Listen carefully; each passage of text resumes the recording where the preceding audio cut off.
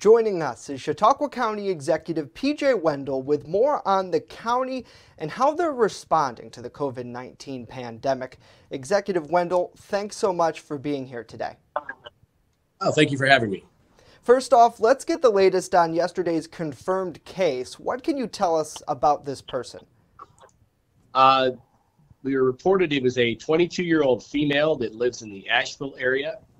She did have recent travel to New York City and has returned, and that's the information I was given. So do we know any more about her local travel history when she came back from New York City? At this time, the county health department, their epidemiology staff is looking into that and tracing her contacts. So at this time, I haven't been informed as to what contacts she's had locally, but Christine Schuyler and her team are working on it at the present time. So that's where we stand.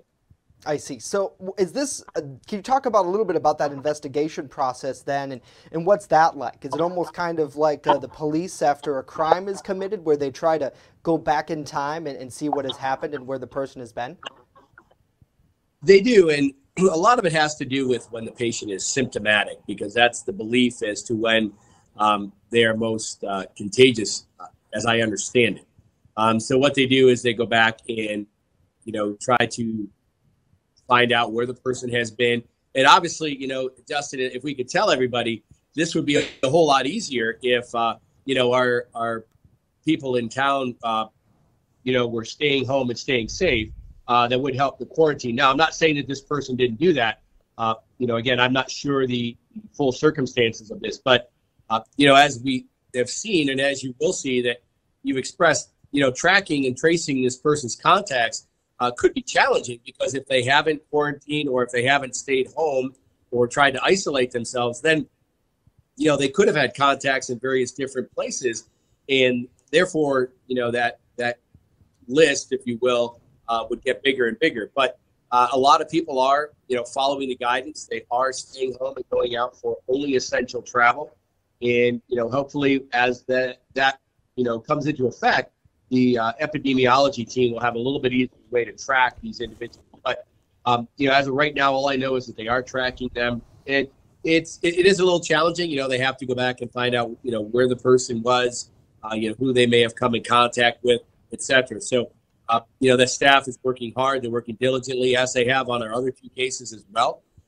So again, as this mobilizes, they're doing a really good job, and they'll get that information out and, follow that person's contact. Now, the last update from health officials yesterday afternoon reports that there are now 14 people under a mandatory quarantine. And we know those include the 3 people who have the confirmed cases, but who else is under that mandatory quarantine? Those exact people, I'm not 100% sure, but if we look at the guidelines put forth in yesterday's press release, it says, confirmed positive case or a household contact of a confirmed positive case. So, they may have found out that these people live with their families. Their families are under mandatory quarantine, and what they have to realize is that contact with the person, it is positive. So once that happens, then those persons are asked to go into that mandatory quarantine. Okay, can you tell us what the difference is between that mandatory quarantine, the precautionary quarantine, and now this new mandatory isolation that was talked about in yesterday's press release? Certainly. So, the precautionary quarantine is somebody that's had travel history to a CDC level 3 or has had proximal contact with a confirmed case of COVID-19. And by proximal, that means, exactly, I'm not the definition as far as distance, et cetera, but that means, close contact or contact that they may have been in a meeting or, have had contact with the person, obviously not living with them. The next one is mandatory isolation. And those individuals, there are about 19 pending 40 people that are in pending lab results. So they are showing signs and symptoms of the COVID-19 virus, and they're waiting for those lab results to come back. When they do, then we're ahead of the curve a little bit in already requiring that mandatory isolation. So we're helping them out and waiting for those test results. The newest test, I was told, came back in about 2 to 3 days. So a little bit better. The testing results are coming back quicker than originally. I think our first case was 5 days or more. The next one was between 3 and 5. So the turnaround, if you will, for the results have been increasing, thus giving the county the ability to contact the person and their contacts and get a quicker response to our positive cases. Now, for both of the quarantines and isolations, have you seen any pushback from people? Is anyone reluctant to want to try to take these steps?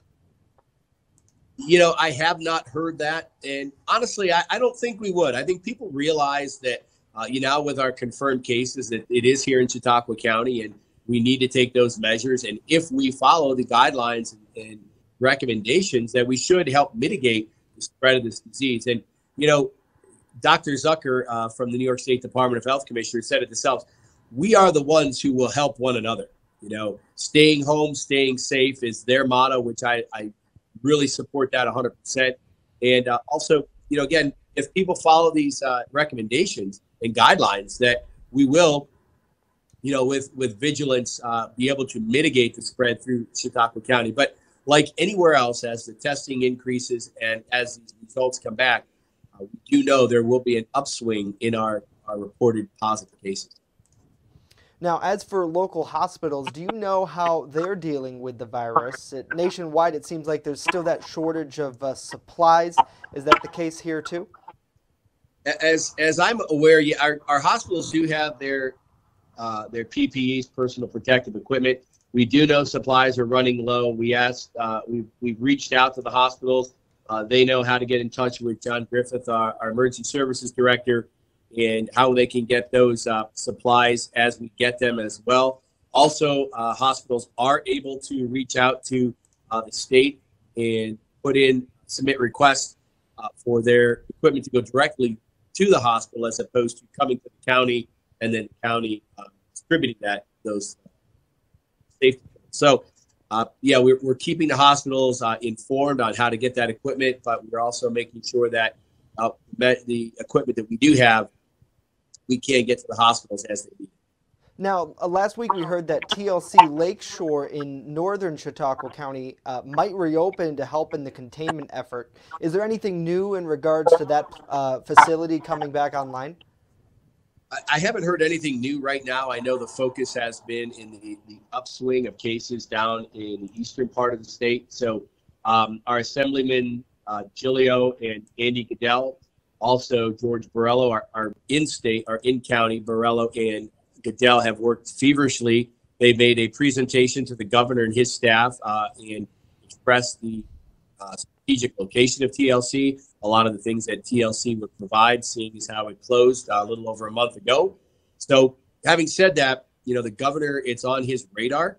Now, whether and when that happens, we do not know. But, the governor, I think heard him say today, we'll turn the state upside down to find hospital beds. So we've alerted him to the availability of TLC, and we're just waiting for any sort of word that hospital needs to be up and running or et cetera. But that'll come from the state and along with guidance. Now back to that PPE equipment. In the last few days, your office, the governor, and even President Trump has been calling on businesses to try to help fill the need for these medical supplies. Have we seen any local businesses change their production to help? Certainly. As of Sunday, I got information of a local company in Brockton, Jamestown Plastics, of all names, a Jamestown name in the town of Brockton. But Jay Baker and his staff have created a face shield that is reusable, that can be washed and sanitized and used more than one time. So again, they started Sunday, and yesterday they rolled out a prototype. I met with John Griffith, Dr. Robert Burke, one of our medical directors. We were there on site, looked at the piece of equipment, tried it on. It felt very comfortable. It's a great idea, and they really, they kind of knocked it out of the park. Jay and his staff have done a tremendous job. And right now, we put that on the NISAC website. He does have production capability to large quantities. We've also Jay and his staff have reached out to New York State, also the federal government. So if there are any more, please contact my office, and we will get that information on the NYSAC website. We talk every evening at 7 p.m. We share ideas throughout the day and share, successes we've had in our county. So, hats off to Jamestown Plastics. Great product. We're going to get that out. Their crew have already started looking at distribution on a very large scale. We were told production could be as high as 64,000 items a day, which is phenomenal. Will help that. And what it is, Justin, is some great ingenuity. They saw the need. They heard the governor's call for help, and they answered. And, hats off to him and his staff, his design staff. His son and his friend have worked feverishly. Whatever kind of a nomination for awards we could get them, we will, because they really have done a nice job. Yeah, for real. It's amazing to see that businesses here, we always talk about this, the community coming together locally, and there's no shortage of that now. Finally, what's the best thing for everyday citizens, people in our community to do to help stop the spread of COVID-19? In the words, stay home, stay safe. We really need to realize that, keeping that social distance, and it's hard. You look outside right now, there's a beautiful sun. You'll see it behind me. In this time of year, we want to be outside. We've been cooped up all winter long.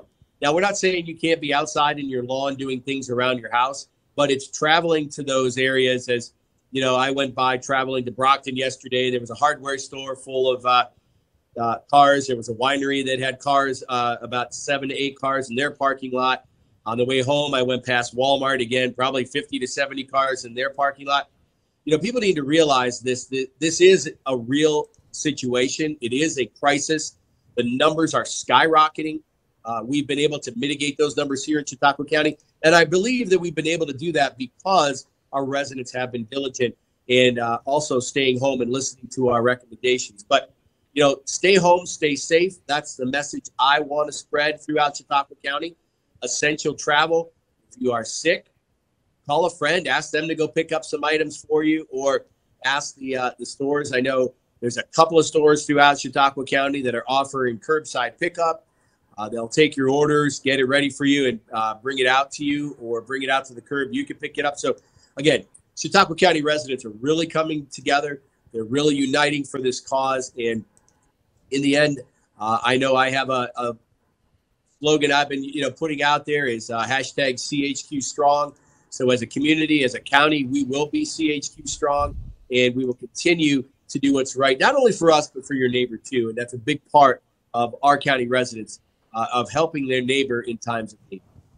Yeah, certainly. And we'll share that hashtag CHQ Strong. Chautauqua County Executive PJ Wendell, thank you so much for joining us today. We know you are busy, and we really appreciate you taking the time.